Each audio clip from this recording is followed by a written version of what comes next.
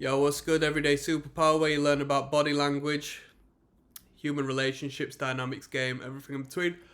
Yo, I got two links in the description of the video. One of them will take you through to a catalogue of body language. It's my YouTube playlist consisting of all of my A to Z body language reading material. You'll be able to look at somebody and know exactly their state of mind. You'll learn how to read minds. Second to that is the Patreon. Patreon's going to have you join me watching people on their first dates. I'll point out the attraction cues, the repulsion cues. You'll see that in your day-to-day, no matter where in the world you are. Boom, you'll become Casanova. Let's move onwards. Today's topic is it you? Is it the message? Or is it the context? Okay?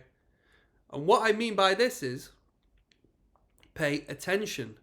When you say something or provoke a reaction or engage with a person, engage in a communication with a person, and they react in a way that has you question that, pay attention. Is it you they've recoiled at? Is it you alongside the message you've spoken that they've recoiled at?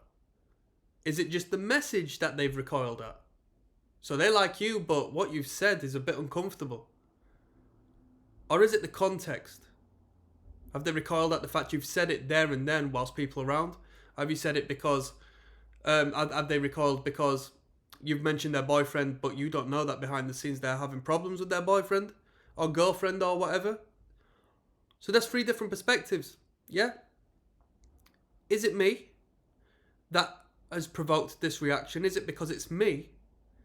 Is it the message I have spoken or communicated and they've translated that has created this reaction of sorts, this emotional or this feeling? Or is it the context as to what we're existing in right now?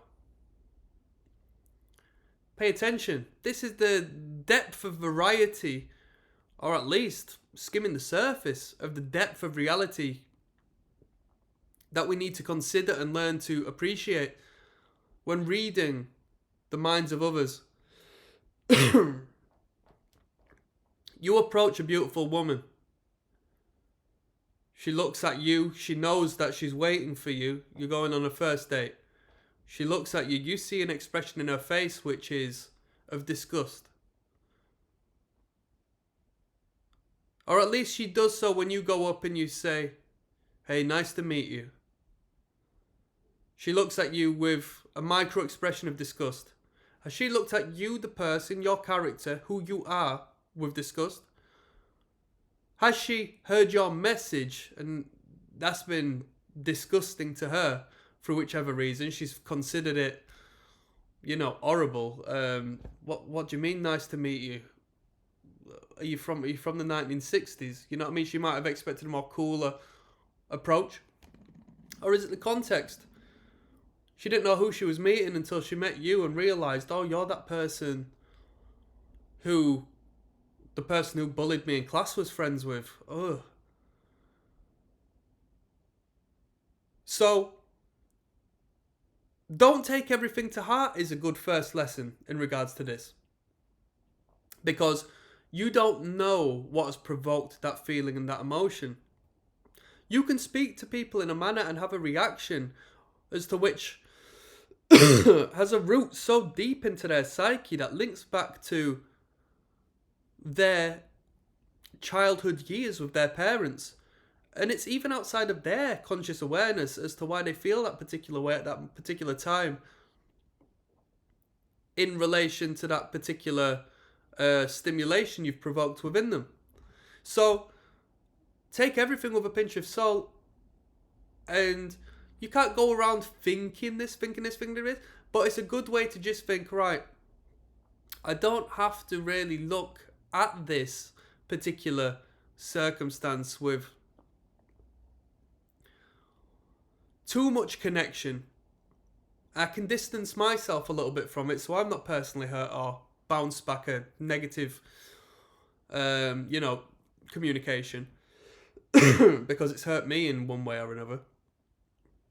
I can think, okay, the context might not align. I can assess the words I've said and how I've said them and ensure that I don't approach my verbal communication with this person in this manner like that again. Or like I said, the end of the line, you can look at yourself and say, "What could it have possibly been me?" You know, and there's nothing that time can't heal. Time can sort out. Positive communication will override the negative one slowly and surely over time, unless, you know, you are a bad person and you have been a bad person. But that's just a little bit of food for thought. I'm just going to leave that one on that one. I'm not going to leave that one crazy long. Is it you?